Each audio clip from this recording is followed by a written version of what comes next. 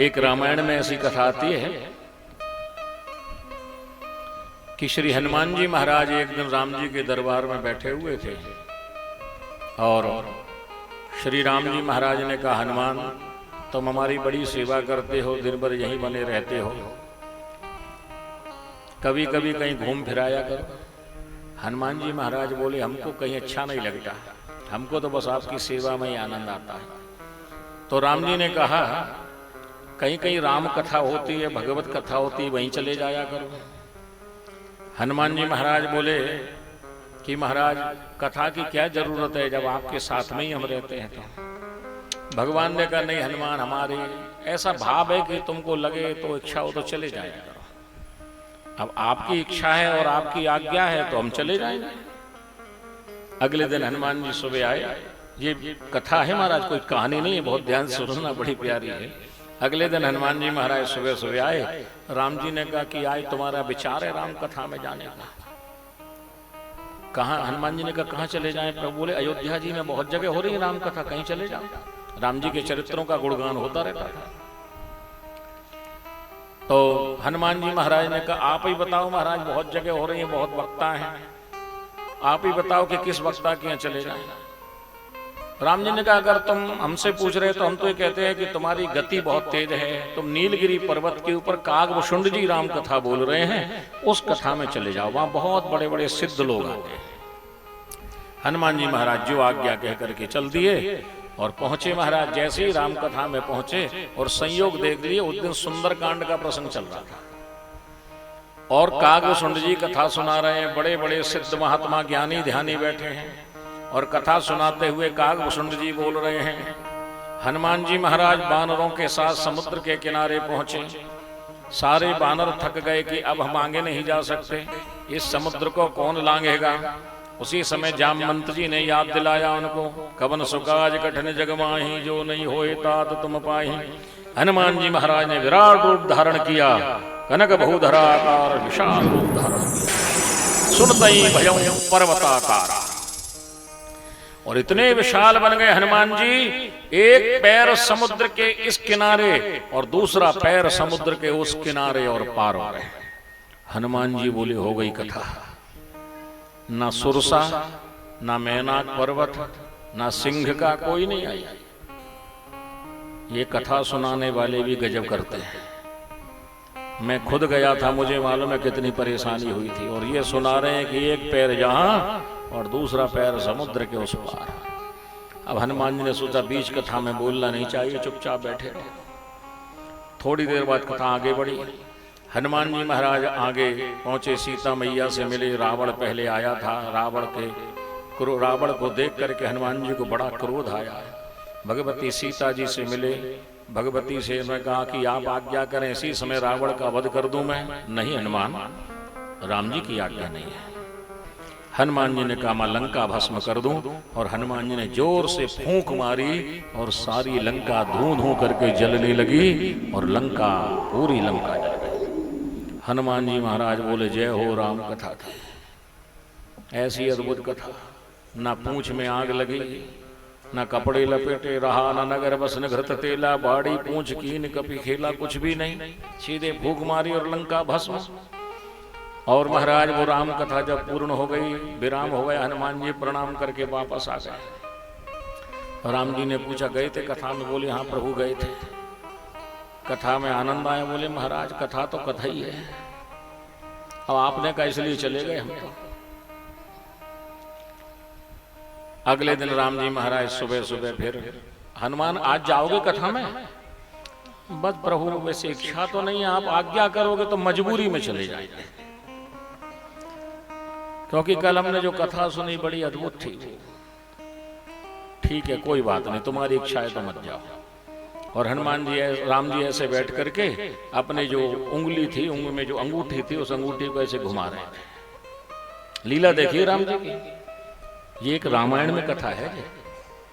कौन सी रामायण में? बरवे रामायण में एक ऋषि हुए थे, बरवे ऋषि, उन्होंने इस राम कथा को लिखा है। तो महाराज ऐसे घुमा रहे थे और उंगली से निकल गई अंगूठी, और अंगूठी निकली जैसे कभी कोई गिरे तो उछलती है ना, तो गिरी और उछली। अरे हनुमान जरा अंगूठी पकड़, मेरी अंगूठी मुद्रिका पकड़। हनुमान जी गए, उछले महाराज, वो ऐसी उछली कि ऊपर उछली। हनुमान जी ने छलांग मारी और गजब की महाराज वो मुद्रिका उड़ चली। हनुमान जी भी कम गति वाले थोड़ी, उस मुद्रिका के पीछे पीछे महाराज अयोध्या के पार जंगलों की तरफ पता नहीं किस विचित्र मुद्रिका थी, और एक विशाल गुफा थी, उस गुफा में जाकर के मुद्रिका प्रवेश कर गई। हनुमान जी महाराज भी प्रवेश करने लगे तो उसी समय द्वार पर एक विशाल बानर खड़ा हुआ था। उसने कहा, भाई कहां जा रहे हो? उनने कहा, हमारे प्रभु की मुद्रिका चली गई, इसमें लेने जा रहे हैं। अरे तो ठीक है, तुम बिना आज्ञा के जा रहे हो? इस गुफा में प्रवेश करना वर्जित है, ऐसे कोई नहीं जा सकता। कौन हो तुम, कहां से आए हो? बोले, हम अयोध्या जी से आए हैं, राम जी के दूत हैं और हम हनुमान हैं, हमारे प्रभु राम जी की मुद्रिका आ गई है। अब ध्यान से सुनना महाराज, उस बार ने हनुमान जी को 3 बार देखा ऊपर से नीचे तक। बोले, आप हनुमान हैं? बोले, हाँ। हनुमान ऐसे होते हैं? बोले, तो कैसे होते हैं? बोले, हनुमान जी तो भीतर बैठे हुए हैं। हनुमान जी को बड़ा आश्चर्य हुआ कि हनुमान जी भीतर बैठे हैं और हम तो खुद ही हनुमान है, वहां से आए हैं। अरे भाई, सचमुच के हम हनुमान है? बोले, तुम सचमुच के हनुमान हो? तो बोले, सचमुच के हनुमान कैसे होते हैं? बोले, सचमुच के हनुमान तो भीतर बैठे हैं। महाराज वाद विवाद होने लगा, तो उन्होंने कहा कि आपके जो हनुमान जी हैं उनसे पूछो कि हमको भीतर मिलने आने दें। महाराज वो बानर भीतर गए, एक दिव्य मूर्ति बैठी हुई थी भीतर, और स्वर्ण शैलावदेहम, सोने के समान उनकी देह थी, पद्मासन पर बैठे हुए थे, और मुख से एक शब्द निकल रहा था, सीताराम सीताराम। नेत्रों से प्रभु के स्मरण से अश्रुधारा बह रही थी, और उसी अश्रुधारा से एक कुंड बना हुआ था, वो कुंड पूरा भरा हुआ था लवा।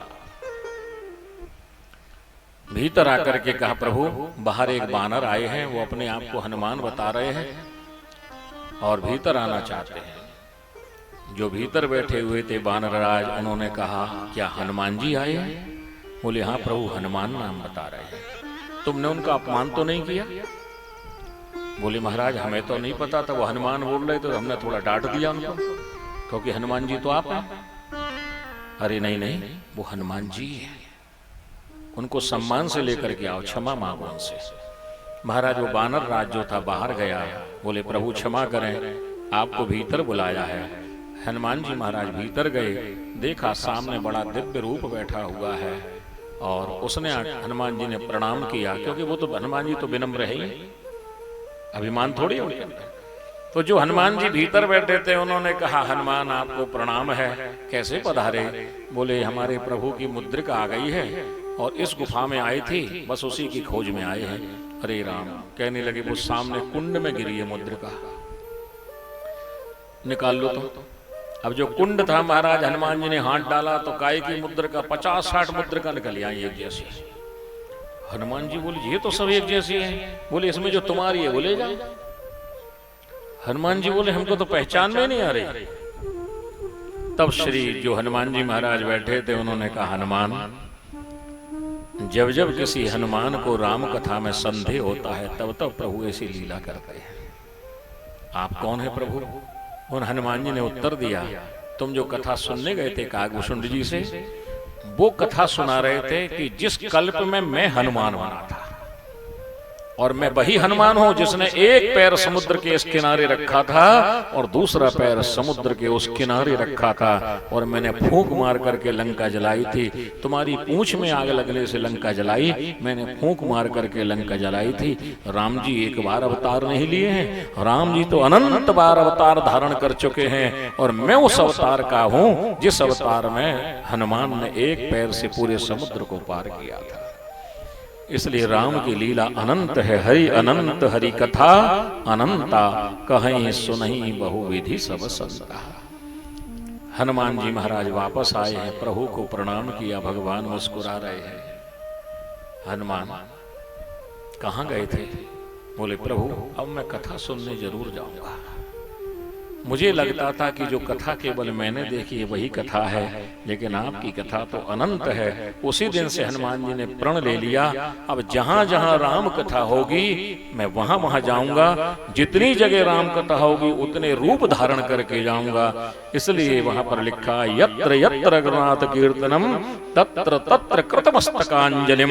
जहां जहां राम कथा होती है उतने हनुमान रूप धारण करके हर राम कथा में जाते हैं।